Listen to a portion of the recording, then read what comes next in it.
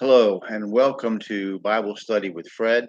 I'm going to discuss uh, Genesis chapter 10, 6 to 14. I'll be using the King James Bible, the authorized version. And if you want to turn to Genesis 10, 6 to 14, I'll begin and read.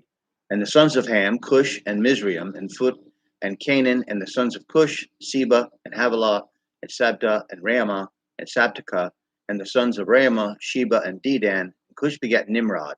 He began to be a mighty one in the earth. He was a mighty hunter before the Lord. Wherefore it is said, even as Nimrod, the mighty hunter before the Lord. And the beginning of his kingdom was Babel, and Erech, and Akkad, and Akama, in the land of Shinar. Out of that land went forth Ashur, and builded Nineveh, and the city Rehoboth, and Calah, and reasoned between Nineveh and Calah, the same as a great city. And Mizraim begat Ludim, and Anamim, and Lebahim, and Naphtuhim, and Pathrushim, and Casluhim, out of whom came Philistim, and Caphtorim. Ham's sons included Cush. Cush has long been associated with the region of the Sudan and Ethiopia south of Egypt. The word is translated as Ethiopia in a number of places. See Ezekiel 29:10. The kingdom of Cush was located in the area of Nubia in northern Sudan. Mizraim lends his name to the Hebrew name for Egypt. Genesis 50, verse 11. When the inhabitants of the land and the Canaanites saw the mourning on the floor of Atad, they said, "This is a grievous mourning to the Egyptians." Wherefore the name of it is what if it was called Abel Mizraim, which is beyond Jordan. Mizraim's son Casluhim gives birth to the Philistine culture. So the Philistines were related to the Egyptians. Phut eventually lived between Egypt and Canaan, perhaps, but the Jewish historical writer Josephus names the people of Phut as the founders of ancient Libya.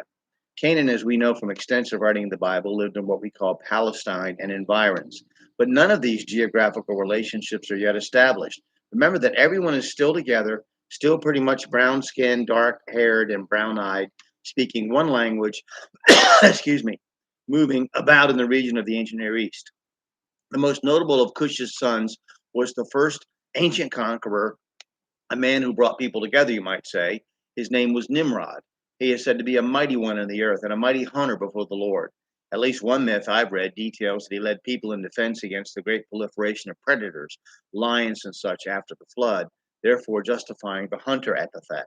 Whatever the case, we will see such a thing again as per Revelation 6:8.